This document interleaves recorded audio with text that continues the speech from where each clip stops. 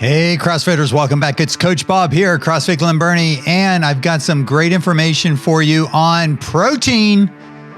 This is one of those 3 macronutrients. We've talked about how the body deals with carbohydrates and uses that to power our workouts and how we can train and build stronger muscles, and stronger muscles help us to deal better with carbohydrates.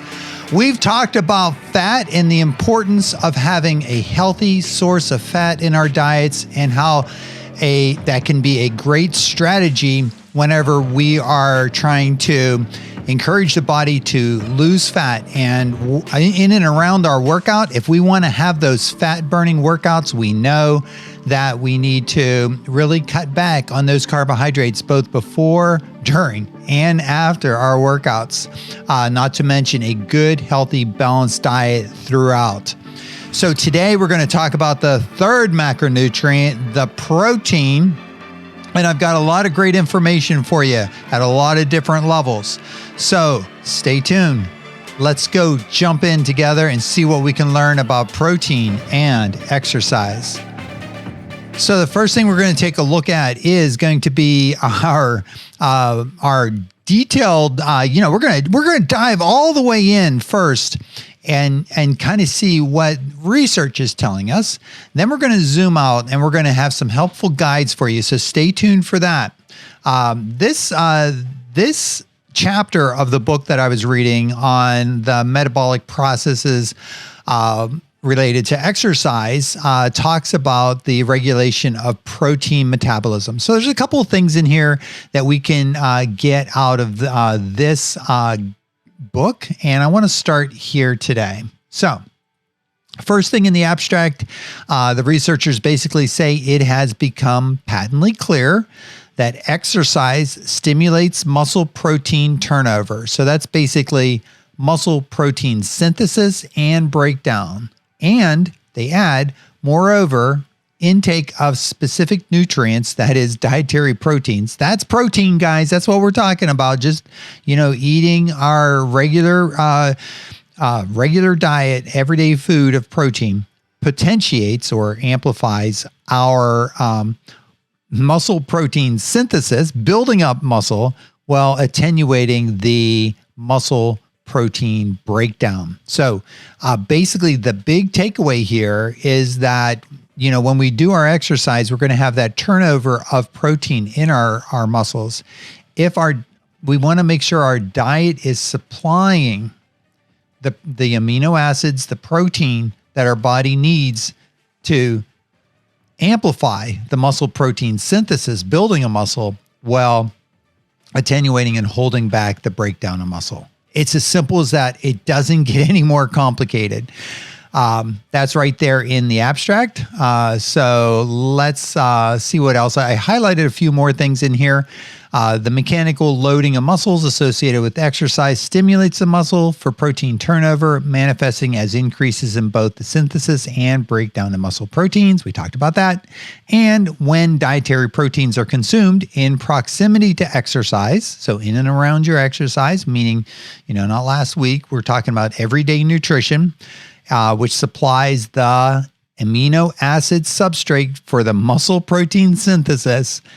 Increases in muscle protein synthesis persist for longer periods, like 24 hours, okay?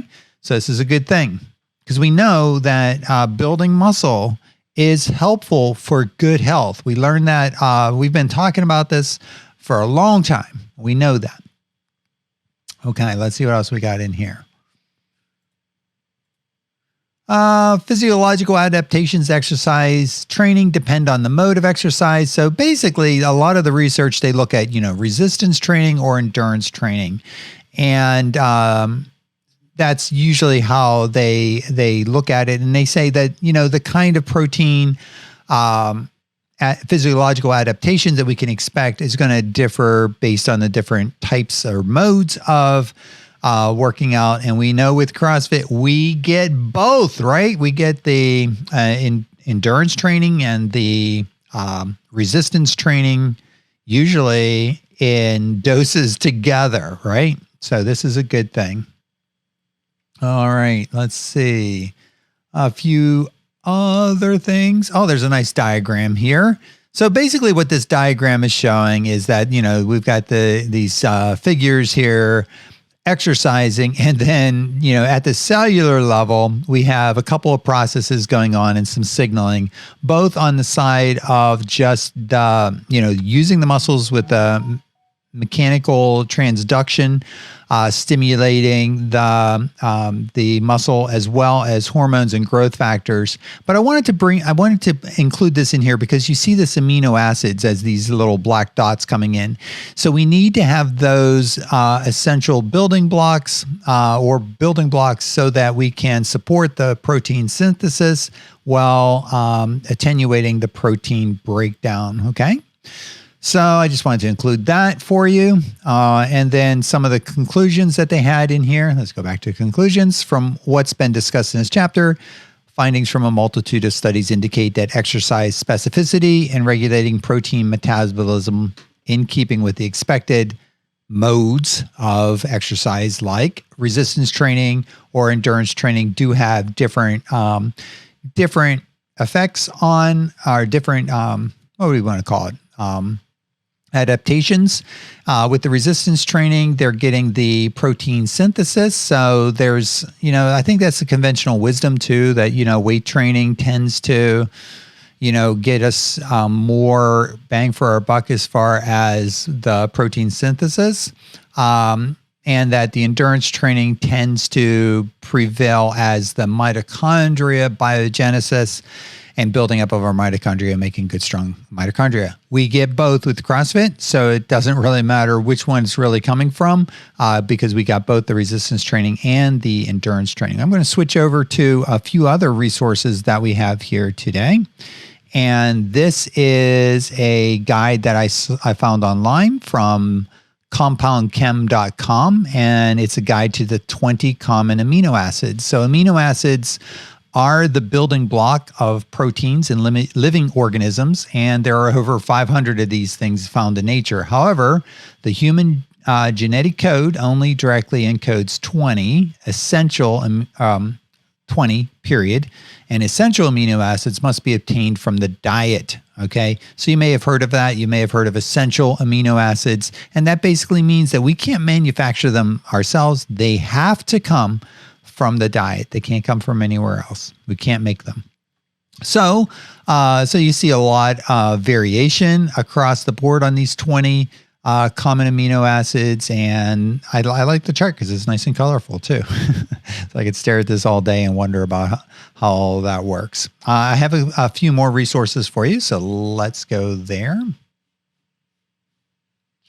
I think I do. Oh, I got them. Yeah, I got it. It's right here.